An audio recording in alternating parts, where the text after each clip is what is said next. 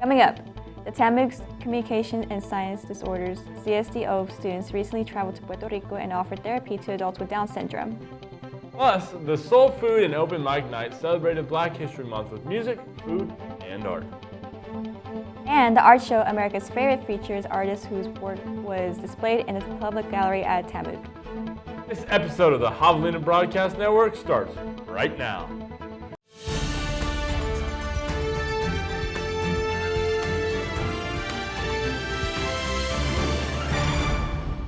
Welcome to this episode of Javelina Broadcast Network. I am your host, Karla Aguilar. And I'm Jakob Daniels. Let's get right into some news. The TAMUK Communications and Science Disorders CSDO students recently visited Puerto Rico to assist adults with Down syndrome. They provided therapy, led by workshops, and attended sessions to improve care and services, aiming to promote awareness and share valuable knowledge with the community. Our own editor-in-chief, Jakob Daniels, was there with the story. Hey Javelinas, it is your editor-in-chief, Jakob Daniels, and I am outside of the CSDO office in Manning Hall, where I will be interviewing graduate students and professors about their recent trip to Puerto Rico to help Down syndrome adults. Let's go ask them some questions. So how was it being able to go to the Ponce Down Syndrome Institute and do your clinicals there? It was a once-in-a-lifetime experience, to say the least. It was one of those moments where, as a student clinician, that will forever cherish in our hearts going into our professional careers, holding on to those memories, shaping how it shaped our perspectives on how we holistically treat our clients in the future, and just always remembering how much of an honor it was being there and being able to treat and assess and also just overall work with those individuals as well. So how does a trip like this, where students get to do different things, help them in their career in the future? All right, well, we treat individuals from all over the place. So if they ever encounter somebody that's bilingual, they are able to see that there are differences in, the language that they use, meaning vocabulary that they might have specific to the region that we've been to visit, differences in articulation, how they produce certain sounds and words. Just like if we were to go to New York or New Jersey, people from Texas would see differences in, vocabulary or language, and in their speech, kind of like dialectal differences. And so they're able to learn these by being there and specifically interacting with individuals that grew up bilingual in this area. This has been your editor-in-chief, Jakob Daniels. Now back to the desk. The Soul Food and Open Mic Night celebrated Black History Month with music, food, and art. Attendees enjoyed soulful tunes, shared food, and witnessed performances that highlighted Black culture, showcasing local talent while honoring Black heritage and promoting unity. Our reporter, Kylie Valenta, is there with more. Thanks. Hi, my name is Kylie Valenta, and I'm at the JSEC celebrating Black History Month with soulful creations. There's good food and good people, so let's go celebrate. And how do you think the fight for racial justice today connects to the legacies of the past movements like the Civil Rights Movement and Black Power? Racism is a universal disparity. Racial injustice is a continuation of ignorance and an unwillingness to change. What generation needs to realize is that if you don't recognize the past, one will not be able to identify it when it resurfaces again. It diminishes, but it never dissipates. As long as you have human beings with diversities and what I consider to be an unfair assessments of other individuals, you're going to have that division in terms of racism and social justice. With injustice comes power. With social justice becomes an equal opportunity for all races of all levels to have an equal and a just assessment of what life is all about, which I think is necessary, especially in the United States of America. Why do you think that some people feel uncomfortable talking about race or Black history, and what can college campuses do to make a more comfortable environment? So people feel uncomfortable talking about race or history because it makes them accept their wrongdoings and the sins of their grandparents and parents, and because when you go back to like the civil rights era, we had segregation. We have people that were alive during segregation, walking and breathing right now. We have people that spat on young black kids because they wanted to just go to school or sit on a bus, and those people have grandkids today, they have kids today walking alive. So it makes people scared because you're gonna look at your grandmom or granddad a different way when you kind of know what they were doing back in those days. And I think schools could do a better effort by including like changing the academic curriculum, including Black history in the academic curriculum, creating like support groups so people could like, where people could like talk about things that are on their mind, things like Black history, and also like supporting like Black institutions. Like for example, I am a program chair in the school's National Society of Black Engineers, NSB, and we push for things like this, like for people of color to like progress socially, advance advance like academically and like professionally. So this is something like I believe like the school could really get behind us in. This has been Kylie Valenta. Now back to the desk. And now for everyone's favorite segment, Hoggy Highlights. The Freshman Design Expo during Engineering Week gave middle and high school students the chance to build a futuristic architectural city. The event helped them apply engineering skills and prepare for a bright field career. The TRIO event saw the mayor of Kingsville declare a national day in honor of education empowerment. Students were inspired by motivational speeches from Jonathan Medina and Coach Josh Perez, who emphasized the importance of education and its impact on their future success. Before we get into this episode's last story, here's a quick word from our sponsor.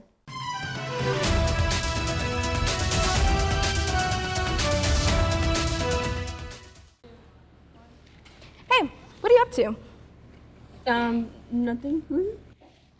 Looks like you're reading an article from a fake news website. Fake news? I didn't know it was fake news. But doesn't looking at your phone for so long cause eye strain and neck pain? Well, I mean, it does, but... Why look like everyone else? Why look illiterate, uncultured, and lack the experience of holding the physical copy of the South Texan, our award-winning student publication? Uncultured? Where would I even find... You can find the South Texan across campus and throughout the entire community. The South Texan can be used for so many great things, as well as... Well, are you gonna tell me?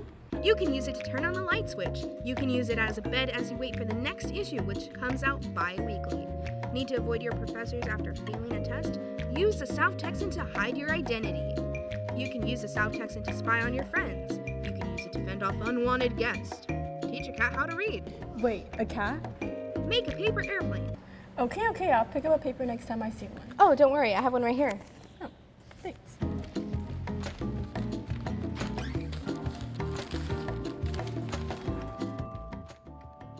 And you can use the South Texan to make new friends.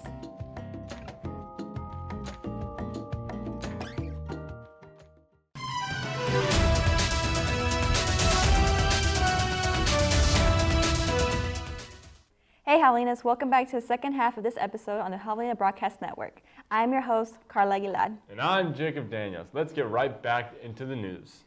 The art show's America's Favorite featured an artist whose work was displayed at the Ben Bailey Art Gallery at TAMUK. During the event, the artist spoke about her featured pieces, sharing insights into her creative process and the dedication behind her art. The evening provided a deeper understanding of the artwork and the artist's journey, engaging attendees in meaningful conversations. Our entertainment editor, Selena, was there with the story. Hey Javelinas, we're here at the Ben Bailey Art Gallery for Karla Gabriela de la Fuente's art exhibit titled America's Favorite. In this show, we have a collection of works spanning from, I believe, the last 3 years until this year, and I've used an array of works and materials. So a lot of handmade paper that I make myself, a lot of regional materials, and also papel mate, which is one of my inspirations for the materiality in my work. And the pieces that I've made explore labor practices, the way that the human body is used to create things, more or less, and also our culture, my space in the borderlands, and repurposing materials to give things new life. What inspired you to make art out of repurposed items and handmade paper? I feel that materials carry so much meaning and life of their own, and sometimes things can't be forgotten, they shouldn't be forgotten. So a lot of my frames here, they're actually made from one of the oldest homes in Mission, Texas, that was demolished. It was a home, I believe, from like the 1940s, so it was almost 100 years old. And all this material, all this lumber that once was like the walls of someone's home, they kept people warm, they were just torn down. So I wanted to incorporate this history of my region into new works that express how life is living today.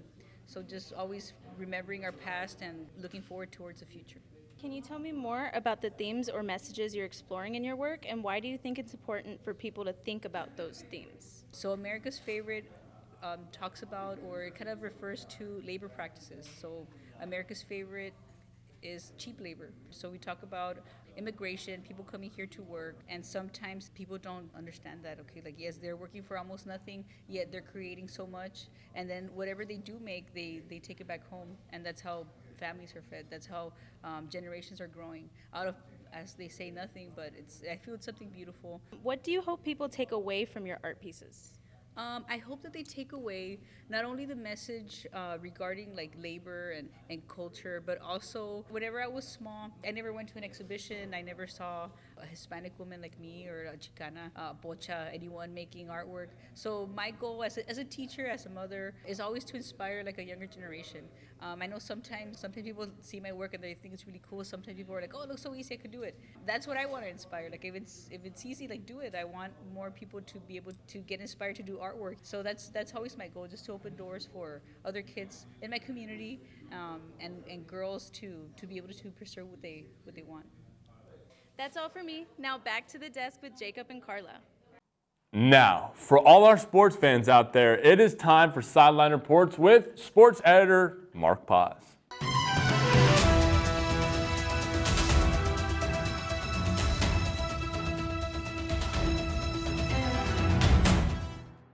Hey, Jake and Karla. Hey guys, it's your sports editor Mark Paz, and let's get into everyone's favorite sports segment. Congratulations to our men's and women's track teams. Both teams were on fire going into the indoor track and field Lone Star Conference Championships. Both teams finished in second place for the meet and totaling 9 first place spots, 5 second place spots, 4 third place spots, and 25 total top 5 finishes. And 4 school records were broken in the meantime.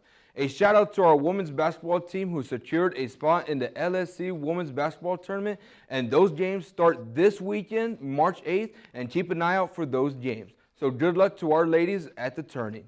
Now, a few weeks ago, I was in Corpus Christi to cover our women's golf team who participated in the Islander Classic. Let's check out what they had to say. Really about improvement. That's what our goals are this year.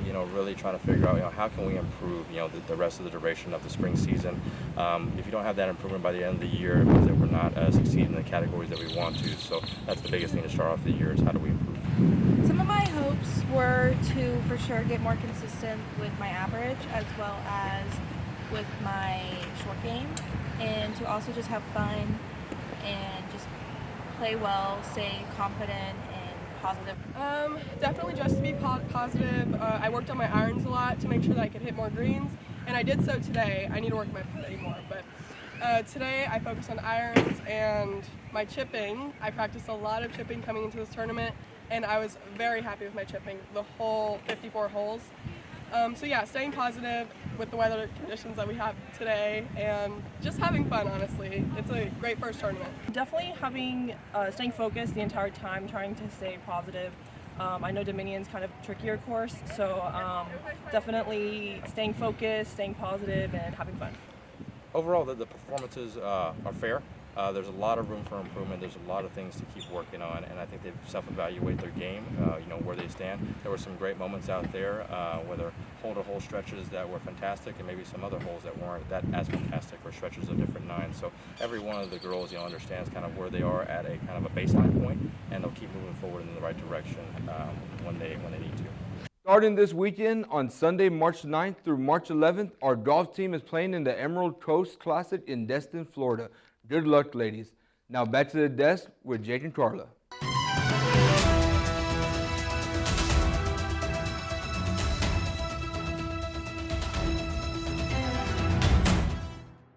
Thank Thank you, Mark. Don't forget to subscribe to the Javelina Media Experience for more news on campus and pick up your copy of the South Texan. I was your host, Karla Aguilar. And I'm Jacob Daniels. Thank you all for watching.